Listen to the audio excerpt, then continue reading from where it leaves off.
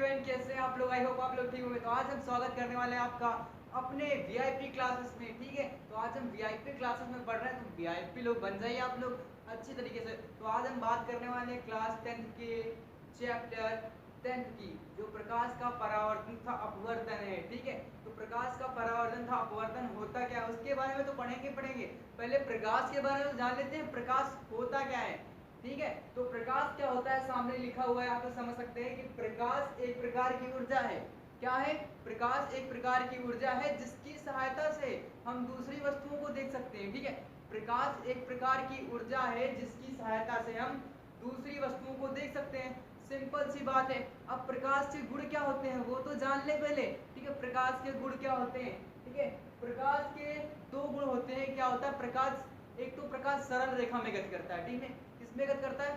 प्रकाश सरल रेखा में गति करता है। क्लियर हो गया? ठीक है, दूसरा क्या होता है, प्रकाश की जो चाल होती है वो निर्वात में होती है। कितनी होती है? निर्वात में कितनी होती है?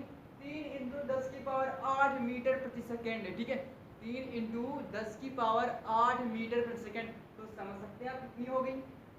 ठीक है, कितनी तेजी से चलता है निर्वात में। ठीक है, इसी प्रकाश की चाल निर्वात में होती है। ठीक है, जो होती है 3 इंटू 10 की पावर 8 मीटर प्रति सेकेंड होती है। ठीक, इतना तो क्लियर होगा आप लोगों को। चलिए चलते हैं, आगे बढ़ते हैं आगे टॉपिक तरफ कि प्रकाश का परावर्तन क्या होता है। ठीक, हेलो फ्रेंड्स, कैसे हैं आप लोग? फिर से आ गए हैं हम लोग। आ चुके हैं प्रकाश के परावर्तन की तरफ। प्रकाश का परावर्तन क्या होता है ये समझ लेते हैं। ठीक है, और इस चित्र के माध्यम से समझेंगे कि प्रकाश का परावर्तन होता क्या है। ठीक है, तो चलिए बढ़ते हैं चित्र की तरफ। तो क्या हो रहा है कि तो पहले प्रकाश का परावर्तन समझ लेते हैं। जब प्रकाश किसी चिकने तल से टकराकर, ठीक है, कि गिरता है, ठीक है, तो उसका अधिकांश भाग वापस लौट आता है। ठीक है, टकराता है या गिरता है एक ही बात है। ठीक है, तो उसका अधिकांश भाग क्या होता है? वापस लौट आता है। तो लौटने की प्रक्रिया को क्या कहते हैं हम? प्रकाश का परावर्तन कहते हैं। समझ गए ना? इतना क्लियर हो गया? देखिए यह बता रहा है जब प्रकाश किसी चिकने तल पर गिरता है तो उसका अधिकांश भाग क्या होता है? वापस लौट आता है। जैसा कि आप इस चित्र में देख रहे हैं, यहाँ पर ये प्रकाश यहाँ पर गिरा और ये यहाँ पर लौट गया। ठीक है, तो क्या है हमारा? प्रकाश का परावर्तन हो गया। ठीक है, अगर यही चीज ये प्रकाश यहाँ पर गिरता और यहाँ से यहाँ न जाकर ये कहीं विचलित हो जाता है इधर, ठीक है, तो इसे प्रकाश का क्या कहते हैं? अपवर्तन कहते हैं। ठीक है, इसे प्रकाश का अपवर्तन कहते हैं। तो आप लोग समझ सकते हैं कि प्रकाश का परावर्तन क्या होता है, समझ सकते हैं, नोट कर सकते हैं आप लोग। ठीक है, और ये परावर्तन की नियम भी इसी से सॉल्व होगा। ठीक है, कैसे सॉल्व होगा कि आपतित किरण, परावर्तित किरण तथा अभिलंब, ठीक है, आपतित किरण, परावर्तित किरण तथा अभिलंब तीनों तल के एक ही बिंदु पर होते हैं। कहाँ होते हैं? तीनों तल के एक ही बिंदु पर स्थित हैं। ठीक है, पहला क्लियर ही होगा। और दूसरा क्या है? आपतन कोण का मान सदैव परावर्तन कोण के बराबर होता है। ठीक है, तो ये दोनों कोण जो होते हैं हमारे आई और आर, ये दोनों क्या होते हैं? आपस में बराबर होते हैं। ठीक है, इतना क्लियर हो गया? आप लोग इसका स्क्रीनशॉट जल्दी से ले लिए, उसके बाद में बढ़ते हैं प्रकाश के अपवर्तन की तरफ। ठीक है, चलिए।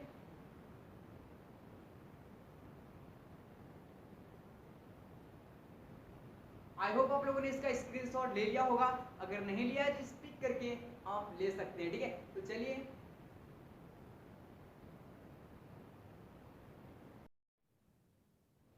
तो फ्रेंड अभी हम आ चुके हैं प्रकाश के अपवर्तन की तरफ। तो अपवर्तन क्या होता है वो समझ लेते हैं और इसी चित्र के माध्यम से समझेंगे कि अपवर्तन क्या होता है। ठीक है, समझ लेते हैं। क्या हुआ जी? प्रकाश यहाँ से आया जी, ठीक है, और यहाँ से जा टकरा कर वापस नहीं लौटा, ये इधर आ गया, मतलब अपने मार्ग से विचलित हो गया। ठीक है, जब प्रकाश एक माध्यम से दूसरे माध्यम पे जाने पर अपने मार्ग से क्या हो जाता है? विचलित हो जाता है। ठीक है, अगर ये यहाँ से जाता और यहाँ लौट जाता तो ये प्रकाश का परावर्तन हो जाता।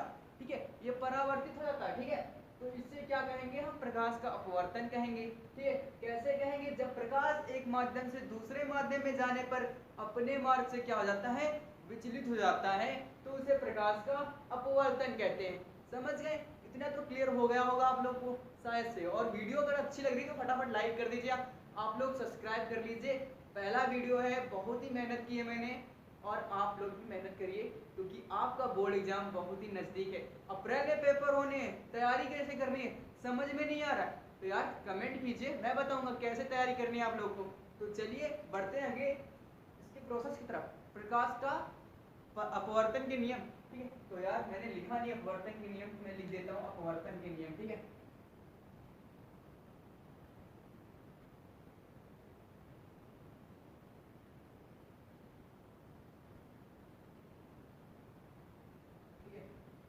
अपवर्तन के क्या है नियम है। ठीक है, मेरी राइटिंग थोड़ी खराब है तो आप लोग समझ सकते हैं क्या प्रॉब्लम होती है मेरे साथ। तो ठीक है, तो बढ़ते हैं आगे प्रोसेस की तरफ कि प्रकाश के अपवर्तन के नियम कौन कौन से होते हैं। तो नियम दो ही होते हैं, प्रकाश के परावर्तन के भी नियम दो थे और प्रकाश के अपवर्तन के नियम भी दो थे।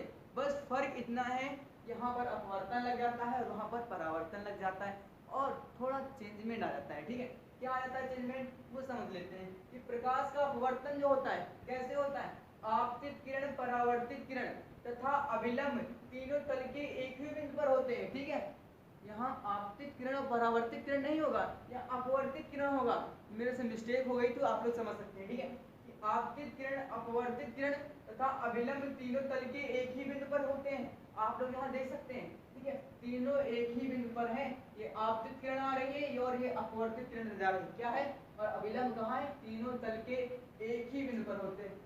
ठीक है, मैं यहाँ पॉइंट लगा देता हूँ। ठीक है, तल के एक ही बिंदु पर होते हैं। ठीक है, इतना समझ में आ गया। दूसरा क्या होता है कि आपतन कोण की जा और अपवर्तन कोण की जा साइन का अनुपात क्या होता है, एक नियतांक होता है। क्या होता है, एक नियतांक होता है, जिससे हम कह सकते हैं sine i upon sine r. ठीक है, तो इतना क्लियर हो गया। अगर वीडियो आपको पसंद आए तो फटाफट लाइक कर दीजिए और मुझे बताइएगा कि इसमें क्लियर दिख रहा है या नहीं दिख रहा है। मैं थोड़ी लाइटिंग की व्यवस्था और भी कर दूंगा आप लोगों के लिए। ठीक है, इसमें क्लियर दिख रहा है या नहीं दिख रहा है कमेंट करके जरूर बताइएगा। ठीक है, तो अभी बढ़ते हैं अगले प्रोसेस की तरफ और मिलेंगे नेक्स्ट वीडियो में हम समतल दर्पण की तरफ। ठीक है, क्या पढ़ेंगे, गोलीय दर्पण पढ़ेंगे, समतल दर्पण पढ़ेंगे और लेंस पढ़ेंगे। ठीक है, और आपका सबसे इंपॉर्टेंट जो होता है इसमें क्रांतिक कोण होता है। क्रांतिक कोण क्या होता है वो मैं बताऊंगा। आप लोग पहले कमेंट करिएगा कि वीडियो अच्छी लग रही है या नहीं, वीडियो क्लियर दिख रही है या नहीं। ठीक है, तो चलिए चलते हैं। आज के लिए बस इतना ही। Thank you, bye.